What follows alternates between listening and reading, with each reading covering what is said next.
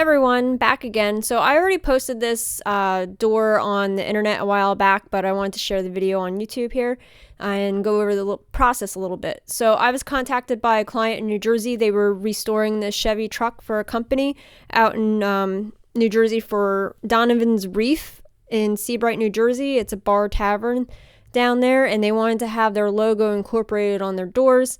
So I made a pattern up. I incorporated their palm tree part of their logo, and I did more of an old-fashioned lettering top and bottom. And here you can see me painting. I already transferred the pattern with a pounce pattern. This first door, it didn't transfer all that well with the white powder on the blue door. So the second set, I transferred it, and then I just I transferred it with Pictorial paper, and you'll be able to see that better later on. But I wanted to share here, I am using a MAC lettering quill. It's a 189 model, and I'm pretty sure the size was a size 8. And I'm using white one-shot for this. And because I'm using one-shot and it's white and it's on, medium blue colored door, I'll be doing a second coat, which I'll go over that method in a minute.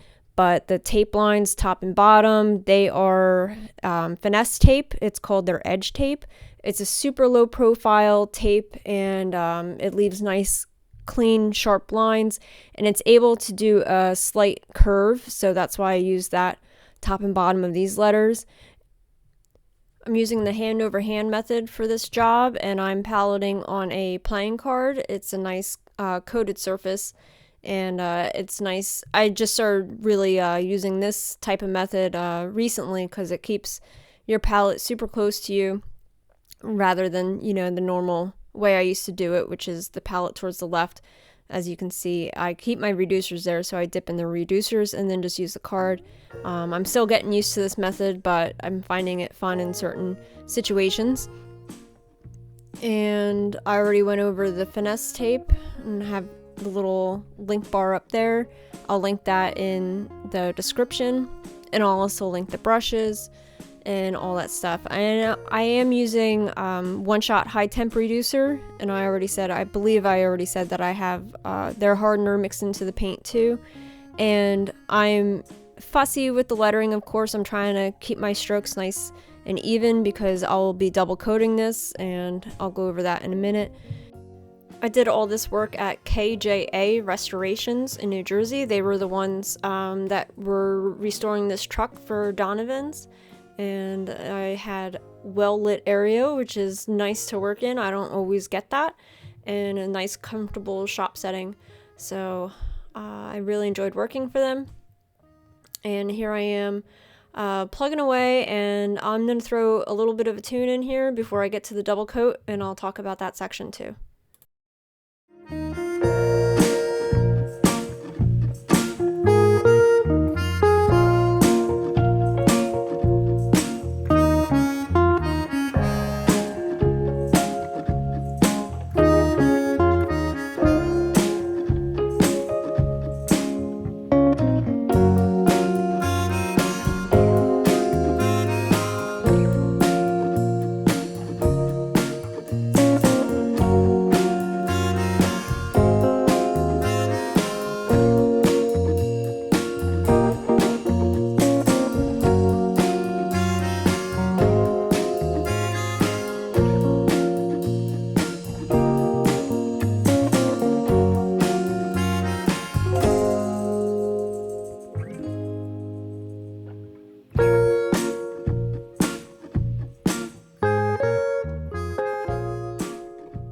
Alright, so I'm going to introduce the Chicago double coat. At least this is what me and a few other painters call it. It might have another term, it might not have a term for other people, but in this situation, if you're in an area where you have to double coat something and you don't want to wait for it to dry completely before you do a double coat, what I do here, and I've done it before, is that I'll paint about 2 to 3 letters depending on the letter style and depending on the size of the letter.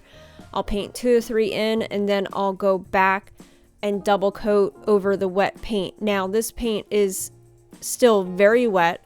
When you double coat something while something is drying, you run a risk of waiting too long to put your second coat on, where it's already, trapped and trying to dry, and you can make things alligator. But if you catch it before that window closes, then you're pretty good. So this is the Chicago double coat method, and you just gotta really practice and get used to the paint before you start doing this on customers' vehicles, of course. I've been doing this for quite a while.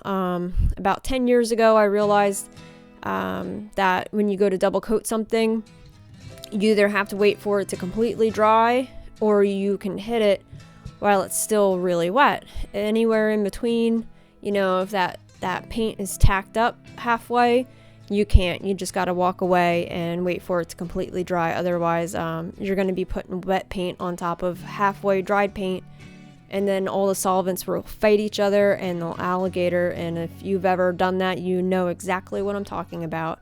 So this is just, I know a rule in my head, like letter styles like this, they're not huge, so they don't take too long to paint each. So 3 letters, I go back and I start working on the first letter I painted. And then after I do, the second E here, which is the one close to the left, I'll paint 3 more letters, and then I'll go back and paint the letter that I first started in that set. And that's how I accomplish doing the double coat, to give my customers the best coverage so you don't see through the letter. Some of these paints, everyone says, oh, since they took the lead out, blah, blah, blah, blah, blah. You know what?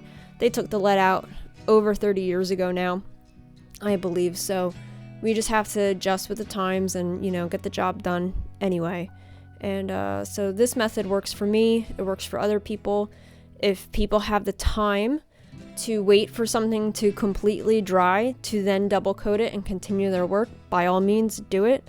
But as a mobile painter, sometimes we don't have the liberty to have that time to have a customer's vehicle in our possession 3-4 days and what have you. I did work on this truck for 2 days, and only because it was out of state. And I got, it's a 3-hour drive for me to get to the client's place. And I did all the white work the first day. And then the second day on this, I came back and did the drop shadow, which you'll see soon. And then all the pictorial work. If this was in my own state and it didn't take me 3 hours to get to the location, I would have done this all in one day. So I just did the Chicago double coat method on this. Like I said, not everyone likes doing it. I don't mind doing it because I've gotten used to it over the years, but it works out for certain situations. So I'm not going to be showing every single time I do the Chicago double coat here. I cut that out just to shorten up the video a bit, but you can see I'm going back and working on the R. That's still wet, and right after I'm done with doing the second coat of all these letters, I pull the tape right away. That way the paint has a self-leveling feel to it, top and bottom, and it doesn't leave that hard, crisp edge to the top and bottom where the tape was if it was too dry on the tape. So I like pulling tape while the paint is still wet. I'm going to throw some tunes on until I get to the O's. Catch you in a minute.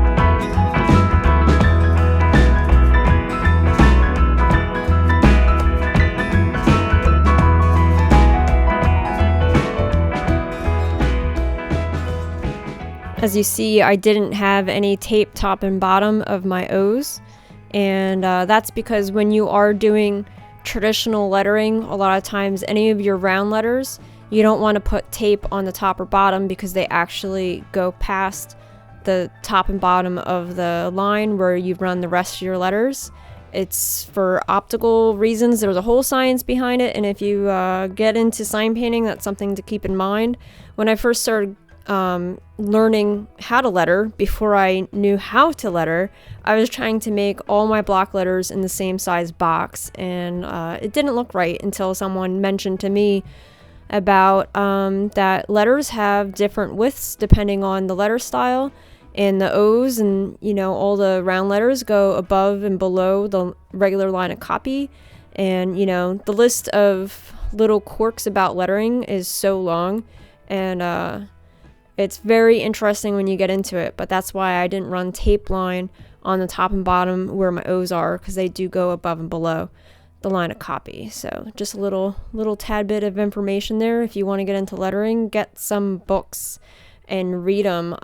Real good lettering books. You can start out with a speedball book, and that covers a lot of the basics. And then there's other lettering books out there, and also lettering classes, in person and on inline classes. And I'll probably link down in the description of ones that I recommend. And also just, what did I want to say? Stay away from the hand lettering books that you find at the craft stores, because it's not designed for lettering like this. And it's more, towards calligraphy. There are a lot of things in calligraphy that can translate into this, but the things out right now are not what I'm referring to. And I don't want to get into it. But anyway, it's a whole nother story. But now we're going into the time lapse here of doing the lower copy, and you can see I skipped the G there a little bit, and I'm going, and now I'm doing my round letters and going through that. And I don't think I recorded the established in 1976 area, but I double coded that. And then a little bit about Donovan's Reef is that it opened up, of course, in 1976. Like I said, it was named after a 1960s John Wayne movie, and it's right on the beach in Seabright, New Jersey. And it was really popular, but then in 2012, Hurricane Sandy came through and totally leveled the structure. It devastated the whole entire coast of New Jersey all the way up into New York, and people are still struggling to come back even in 2021. But anyway, the building was rebuilt in 2017, I believe, and now it's back and better than ever, and I'm really happy to be part of this project. I'm originally a Jersey girl, and I love that state, and it's really nice to be able to do this for a local establishment down there. And here I am doing the drop shadow, and I was using the Jeff Devy brush, and this brush is also made by Mac, and it has a really super sharp chisel. And because I was running the dark blue right up against that white, I really wanted to have a nice chiseled brush for that. And for this, I'm going to be working on the palm tree. I laid all the colors out on my palette, and a lot of these colors I'll be mixing on the palette, doing highlights and lowlights and all that stuff. So I'm not making 4 different versions of brown or 8 different versions of green. I'm just doing all the work there. And the Devy quill is called the 32 Devy 32 quill, if you look that up on Mac Brush's website. But here I am also using that same brush I did the drop shadow with. I'm going to be using it on the palm tree pictorial work here, and I'm starting out with the base of the tree, and I'll be running the tan color that I mixed up for it, and then I'll be doing a highlight and a low light on that. And same thing with the tree, the palms, I'll be doing a highlight and low light on that also.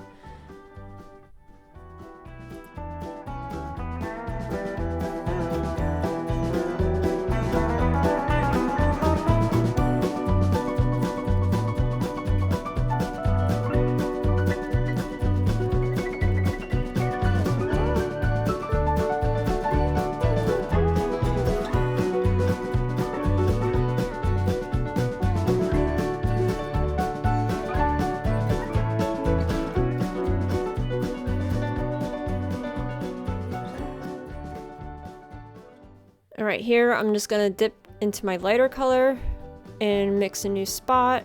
More light color, I'm lightening it up, and then I'm gonna start doing the highlights. Pull some hair out and go for it. And the way you manipulate the brush, you can push down, pull up, push down, pull up. And I paint wet on wet most of all the time. If you haven't noticed, all my pinstriping designs are pretty much all wet on wet. My pictorials are pretty much all wet on wet. You just gotta get through it. And here I'm mixing up the shade. So I'm mixing up a darker brown right on the palette. I haven't cleaned my brush out, and you just go from there. Now I'm going to be doing the coconuts, and then the right hand darker shade on that.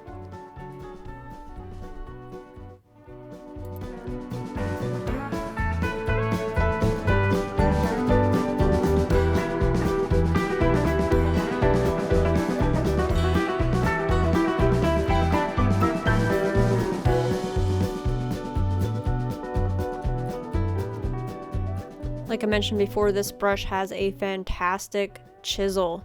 So with this, you can see I'm coming in just the tip of the brush and then push down, and you can really get a nice effect for this palm tree here.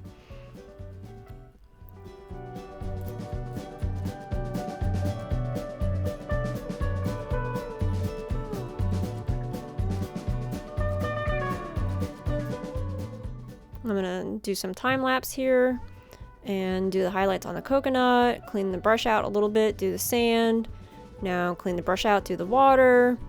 And then I switch to the Virus, which is one of my favorite brushes. This is a Virus 2nd edition. They have softer hair than the 1st edition, and I'm pretty sure that was a size 2. And then I go back to the Devi brush to do the green, do the highlights on the green with the Devi brush again. And then I'll outline all of this with a MAC Virus again. Like I mentioned, I use that brush all the time. Oh, I forgot the sailboat there. But yeah, so this is all time lapse. I hope you don't mind. I'm going to be outlining with black for most of all of this, but the sailboat and the water, I believe I mixed up a gray to outline that because that's in the background compared to the palm tree. Even though this is not really like a super realistic little pictorial, it just makes it a little bit softer. And then I'm gonna roll into something that I wasn't really planning on doing, but taking a step back, I thought it would be cool to add, which is this sand color as an inline for the lettering. And this is what makes me happy with being able to work on this truck for 2 days. And the white was nice and dry for me. Now keep in mind the blue is still wet, so just gotta keep in mind to keep my finger out of that. But this is an inline. I'm rocking with the MAC Virus, and I didn't draw it out inside there or anything like that. This is all freehand, but I thought it would be really nice to incorporate that sand color up into the lettering a little bit. And sorry, my head's in the way. It's just one of those things when you're painting. Can't always have the camera right in front of everything.